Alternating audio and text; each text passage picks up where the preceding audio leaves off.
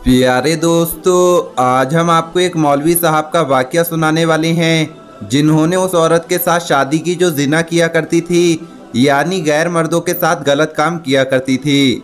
तो दोस्तों, इसकी क्या वजह थी जो मौलवी साहब ने एक जानी औरत के साथ शादी कर ली, आगे हम आपको वीडियो में बताएंगे।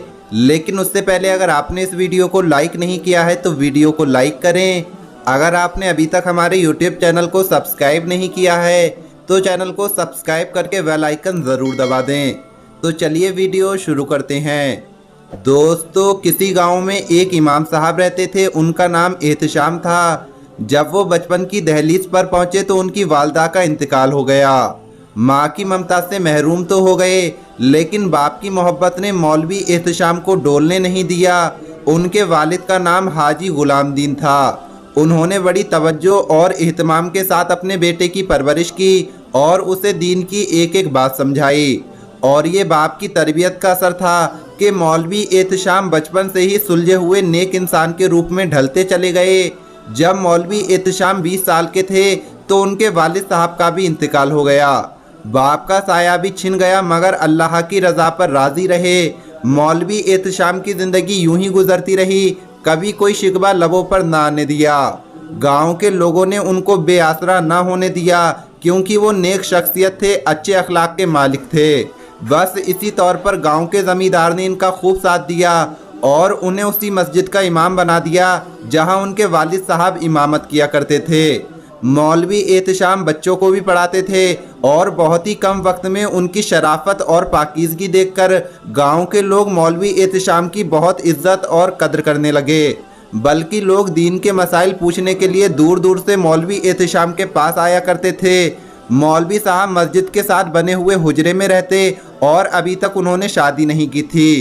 एक दिन मौलवी साहब ने ज़ोहर की नमाज अदा की तो देखा कि काफ़ी तादाद में लोग मस्जिद में मौजूद हैं। मौलवी साहब को बहुत खुशी हुई और दिल ही दिल में अल्लाह का शुक्र अदा किया कि काफ़ी तादाद में लोग नमाज़ पढ़ने के लिए आए हैं। नमाज पढ़ने के बाद गांव के ज़मींदार मौलवी एहतशाम के पास आकर कहने लगा कि आज गांव में बहुत ही बड़ा मुकदमा होने वाला है और आप भी वहां शरीक होंगे।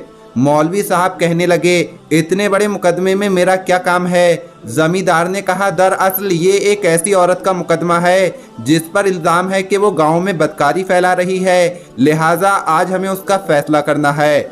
आप आएंगे तो फैसला करने में आसानी होगी। इमाम साहब ने सर हिला दिया और कहा, ठीक है जनाब, जैसा आप मुनासिब समझें, अल्लाह ने चाहा तो मैं ज़रूर आऊँगा। अब गांव में मुकदमे के लिए लोग आ चुके थे। जमींदार के कहने पर मुकदमा शुरू हुआ। हुजूम के बिल्कुल सामने एक औरत अपने आप को काले कपड़ों में छुपाए खड़ी थी। उसके साथ में उसके 2 बच्चे भी मौजूद थे। एक की उम्र तकरीबन 12 साल होगी और दूसरा तकरीबन 10 साल का लग रहा था। दोनों की शक्ल से गरीबी जाहिर हो रही थी। जमींदार ने कड़क आवाज में औरत को मुखातिब करके कहा, ए औरत, तुम पर इल्ज़ाम है कि तुमने गांव में बदकारी फैलाई है और तुम मुसलसल ये काम कर रही हो। तुम अपनी सफाई में क्या कहना चाहती हो? जमींदार के सवाल पर औरत की आंखों में आंसुओं की बरसात शुरू हो गई। उसके साथ बैठा हुआ एक आदमी बोला, बस बस, ये मगरमच्छ के आंसू बहाना बंद करो। तेरे घर में काफ़ी लोगों ने अजनबी लोगों को आते जाते देखा है, अब बस तुम अपनी फिक्र मनाओ। जमींदार ने उस औरत से कहा, देखो, तुम पर जो इल्ज़ाम लगा है किसी एक शख्स ने नहीं लगाया है, बल्कि दर्जनों लोगों ने लगाया है और इतनी बड़ी तादाद में लोग झूठ नहीं बोल सकते। तुम अपनी सफाई में क्या कहना चाहती हो, खुलकर कहो। उस औरत ने सर झुकाकर जवाब दिया, लोग ठीक कहते हैं, मैं एक तवायफ हूँ। हाँ, मैं बदकार हूँ, मुझे मार डालिए और मेरे बच्चों को भी मार डालिए। ये कहकर वो औरत अपने बच्चों को गले लगाकर ज़ारो कतार रोने लगी। बच्चे भी माँ को देखकर तड़प तड़प कर रोते रहे। जमींदार ने कहा, देखो औरत, हमारे हाथ में मौत का फैसला नहीं, ना ही इख्तियार है, ना ही हम कानून को हाथ में लेंगे, लेकिन तुम अपने मुंह से अपने ऊपर लगने वाले इल्ज़ामात का इकरार कर रही हो। खुद ही कह रही हो कि तुम एक बदकार औरत हो। अब जो फैसला होगा वो तुम्हें और तुम्हारे बच्चों को भुगतना पड़ेगा। फिर जमींदार ने हुजूम पर एक नज़र डाली और एक आदमी को बुलाकर कहा, क्या मौलवी एहतशाम आ चुके हैं? उस आदमी ने कहा, जी हाँ। उसके बाद मौलवी साहब को बुलाया गया। जमींदार ने कहा, इमाम साहब, आपने यकीनी तौर पर सारी बातें सुन ली होंगी, इस बारे में आपकी क्या राय है? मौलवी साहब ने कहा, जी हाँ, मैंने सारी बातें सुन ली हैं। जो इल्ज़ाम इस औरत पर लगाया गया है और जो खातून ने जवाब दिए हैं वो जवाब भी सुन लिए हैं। जमींदार ने कहा, फिर आपकी क्या राय है? मौलवी साहब ने कहा, वही सलूक किया जाए जो इंसाफ का तकाजा है, वरना रोज़े क़यामत इंसाफ ना करने वालों का दर्दनाक अजाब है। मगर सज़ा देने से पहले आपने खातून से पूछा है कि इसने ये पेशा क्यों इख्तियार किया? जमींदार ने कड़क आवाज़ में कहा, हमें इससे कोई मतलब नहीं इमाम साहब, इसने ये पेशा क्यों इख्तियार किया हमें इससे कोई मतलब नहीं, हमें तो जुर्म देखकर फैसला करना है। ये सुनकर इमाम साहब ने कहा, फिर माफ़ करना चौधरी साहब, आप दुरुस्त फैसला नहीं कर रहे हैं, आप इंसाफ पसंदी से काम नहीं ले रहे हैं। मौलवी साहब के इस बेबाक जवाब से हुजूम में सन्नाटा छा गया। चौधरी साहब के चेहरे पर भी गुस्से के आसार नजर आने लगे। लेकिन आखिरकार जमींदार ने उस औरत से कहा, बताओ तुमने ये पेशा क्यों इख्तियार किया, यानी तुम तवायफ क्यों बनी? उस औरत ने दर्द भरे अंदाज में कहा, मेरे शौहर की मौत के बाद रिश्तेदारों ने मेरा हाल तक ना पूछा और मेरे बच्चे भूख से तड़पने लगे और मेरे घर पर फाके होने लगे। लोगों के घरों पर काम करके कुछ भी हाथ ना लगा, बल्कि सिर्फ मेरी जवानी की कीमत लगी और मेरी इज्जत दांव पर लगी। मुआशरे के सभी इज्जतदारों ने मुझे जलील पर जलील किया तो मैं जलील होने के लिए तैयार हो गई, मगर ये सब कुछ मैंने अपने बच्चों की भूख की खातिर किया। मुझे तो भूखा मरना मंजूर था। आज जो लोग मुझ पर ये इल्ज़ाम लगा रहे हैं, इनमें से ज़्यादातर वही लोग हैं जो रात के अंधेरे में मेरी शर्म को तार तार करते रहे। उस औरत के जवाब पर सब हैरान और परेशान हो गए और हुजूम पर खामोशी छा गई और लोगों के सर झुक गए।